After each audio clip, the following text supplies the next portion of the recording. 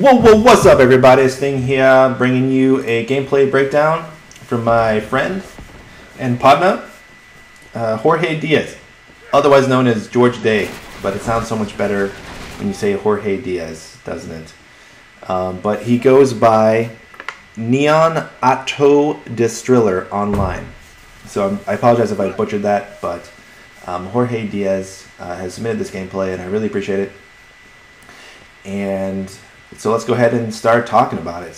His loadout is the gmal with accuracy and clip size, and his secondary is the para 9 with blindfire and clip size, and his kickback is mega bomb, and his booster 1 is weapon expert, and his booster 2 is power hunter.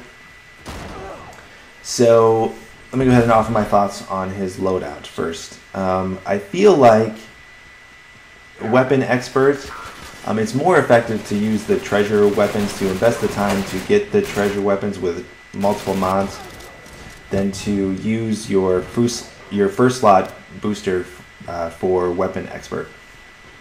Because if you just use the treasure weapons, you can free up that first slot for something else. There's some powerful boosters in the first slot, like cloaked, like fleetfoot, like scoped in, that if you use the treasure weapons with 2 mods, your loadout will be maximized.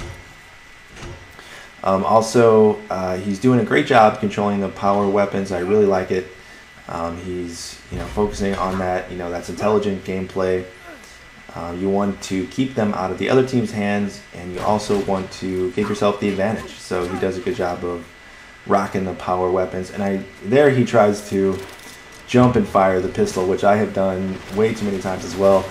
But I've learned that you cannot jump and fire the pistol. You have to get up right in someone's face to have any effectiveness with the pistol whatsoever.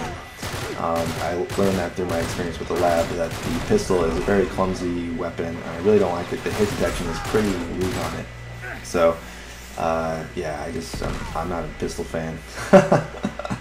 But that has nothing to do with what we're talking about. So, anyway, but his second slot booster is Power Hunter, and which I like, again, the fact that he focuses on the power weapons. But I think you can free up your second slot booster if you just are aware of where the power weapons are. And I think through experience you learn where they are, or you can go into a custom game and figure out where they are, and then just be aware that they spawn every 3 minutes.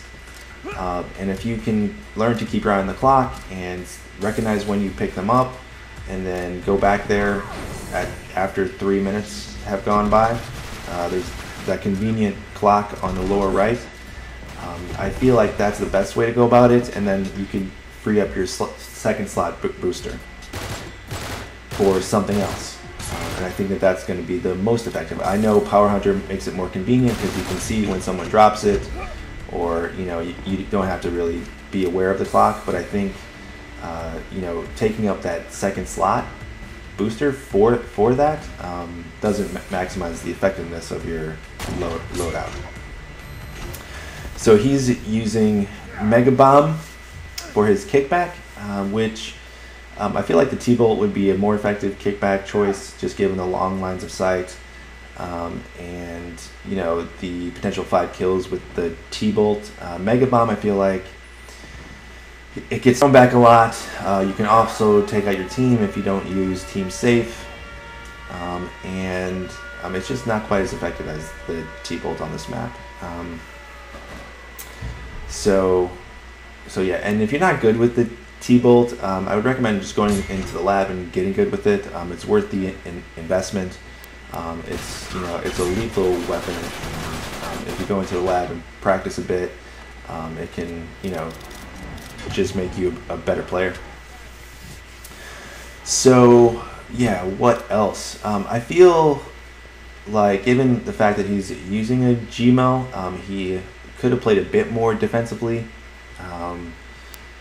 I feel like, but he goes for the power weapons, and he's definitely playing more offensively when he has the power weapons, which is exactly what you're supposed to do.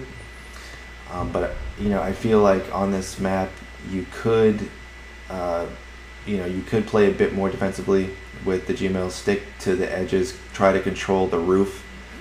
The roof is, you know, a definite hotspot. If you stick to the edges of the roof and you keep your eye on what's going on up there, I feel like that's, you know, going to give you effective map control. And also, I feel like, you know, I feel like he could have aimed and taken that guy out pretty quickly. But I just want to say that I think the best way to organize your strategy is not, you know, to play offensively or defensively, but it's to recognize the opportunity to play offensively and recognize the opportunity to play defensively, or, you know, recognizing when it makes sense to play defensively and recognize when it makes sense to play offensively. So, you know, obviously that takes practice, but it's not like, oh, I'm a defensive player or I'm an offensive player. I think that the ideal is to be in a match and recognize when you can play offensively and when you can play defensively and when those things make the most sense. And that, you know, you will fit in and play, and, you know, play the best that you can, if that's what you do. So again, he's doing a good job rocking the power weapons. I feel like he could work on his camera control a little bit. You know, I'm just watching him. I feel like, you know, his camera is pointing in the wrong direction occasionally. But, you know, that's just me. He gets a pretty epic grenade here to end it. Hail Mary! Boom! Oh yeah. Happy Halloween. Alright, thanks Jorge. Great game, great gameplay. Thanks so much for watching, guys. Peace and love.